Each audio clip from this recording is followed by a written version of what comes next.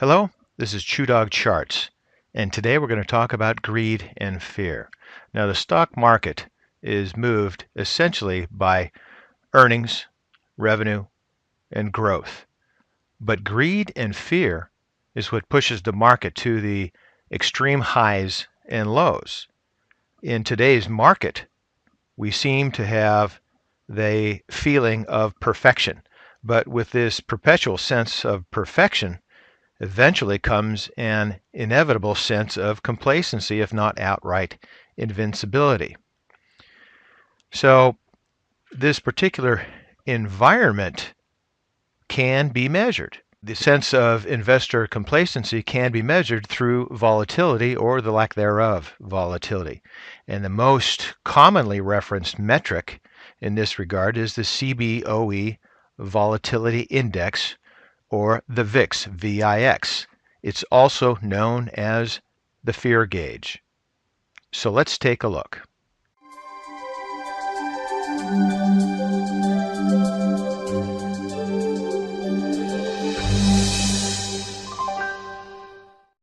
To many investors, today's market looks upside down. The stock markets continue to hit record highs, while volatility continues to record ever lower lows. But before we look into our crystal ball, let's get an understanding of what the VIX is. So the following explanation is from Investopedia. The Chicago Board Options Exchange, Cboe Volatility Index, has the ticker symbol VIX. The VIX shows the market's volatility expectations for the next 30 days. To do this, the VIX tracks a wide range of index options from the S&P 500, looking at both put and call options. The VIX has become the most used method of measuring expected volatility. The VIX was created in 1993 and was originally based on an implied volatility of 8 put and call options from the S&P 100. Later, it was expanded to include more put and call options from the S&P 500. This gives it a more accurate view of the market's volatility expectations. Investors like to know the market's expected volatility because it helps them make better investment decisions. Volatility is a measure of how quickly or slowly prices change. When market prices are not changing very quickly, volatility is said to be low. When they change rapidly, volatility is high. Investors watch the VIX for extreme volatility because it is generally believed that when the market hits these extremes, it reverses course. A VIX value below 20 is an indication of calm market expectations, while a VIX value above 30 is a sign of high uncertainty and fear in the markets. In the past several years, ETFs have become extremely popular. One of the most popular ETFs is the VIX. This brief chart here shows the record short positions on the VIX futures going back to 2004, and currently you can see that in 2017, although there's been a very slight pullback, which you may or may not be able to see, we are near record short positions on the VIX. This is a simple chart showing the long volume versus the short volume on the volatility index. We see that currently in the third quarter of 2017, the short volume has just exceeded the long volume for the first time since, say, the third quarter of 2015. What this chart points out is that regardless of direction of volatility, volatility itself has become a demand asset class.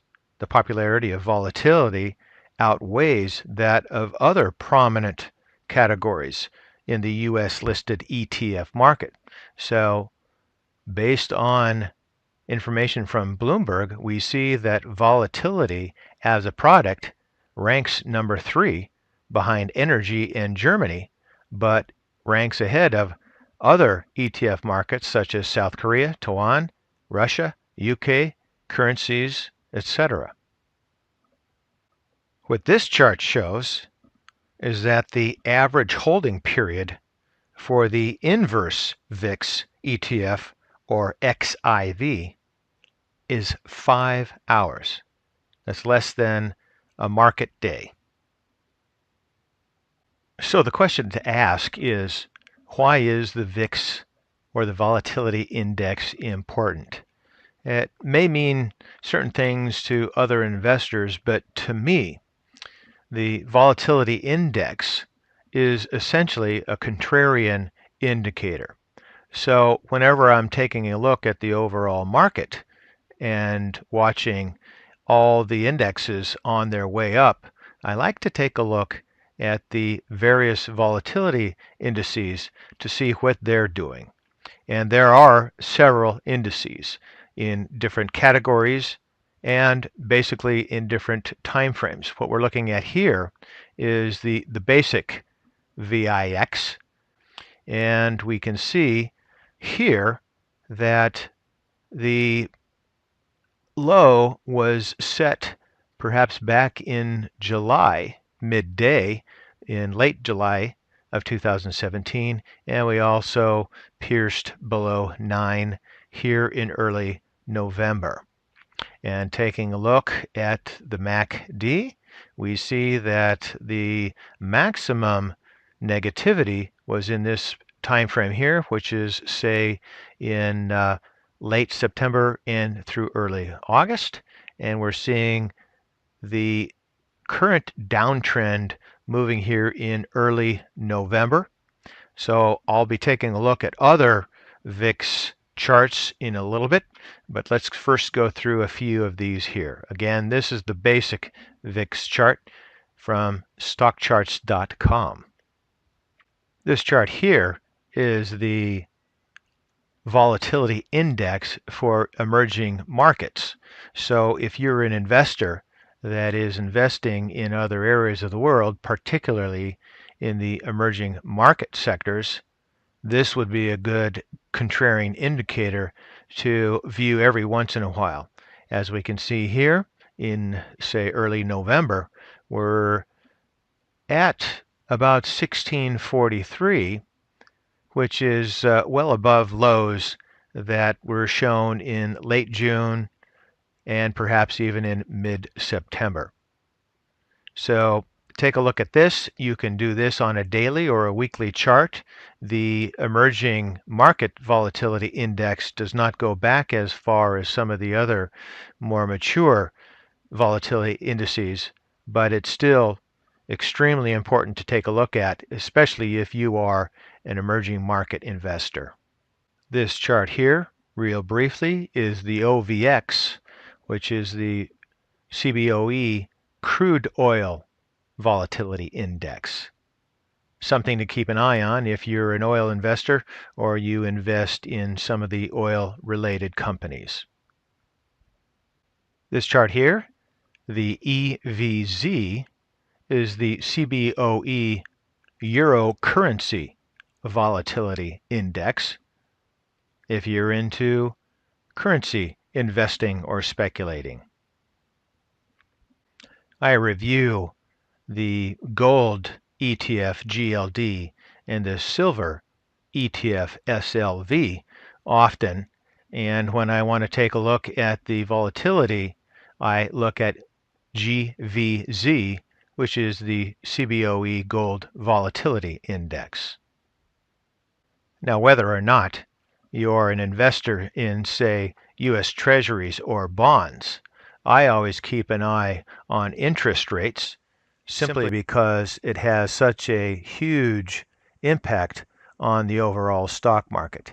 And this here is a Cboe 10-year U.S. Treasury Volatility Index. I'll do a more in-depth video on interest rates at a later time because it is extremely significant with respect to the overall market. This chart here is the VXO, which is the Cboe S&P 100 Volatility Index, a variant of VIX. I use this, the VXO and the VXN sometimes, but primarily the VXO, simply because on big charts it goes back to 1996, giving me a very long history a good overall perspective. And we can see in the peak of the 2008-2009 crisis, the measure was above 100 for the VXO. It came down, and currently we are at levels under 10.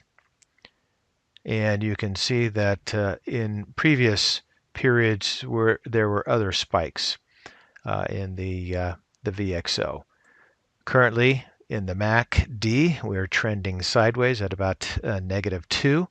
And what I look for on a contrarian basis is for the MACD to head up to the zero line, because that seems to be the point at which the volatility appears to spike. We go back in time, 2015, the fast and slow line moved above zero, and we started to have some spikes here. We actually started to have some spikes earlier as it started approaching the zero line.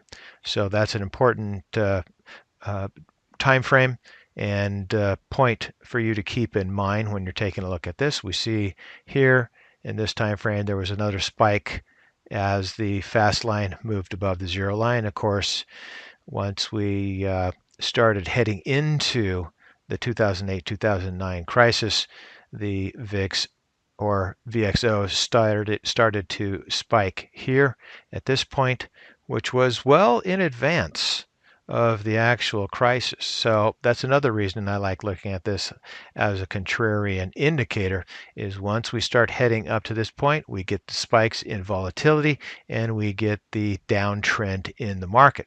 So some advance notice here following it. So again, we're at a level of -2, and we haven't crossed, the fast line has not crossed the slow line or trigger line yet, but I would imagine that here within the next quarter or so, we may be crossing over the trigger line and heading up to the zero line, at which point I'm really going to start paying attention, because that might be a forward indicator of volatility and perhaps a indicator of some downtrend in the overall markets. So for now, that's ChewDog Charts. Thank you.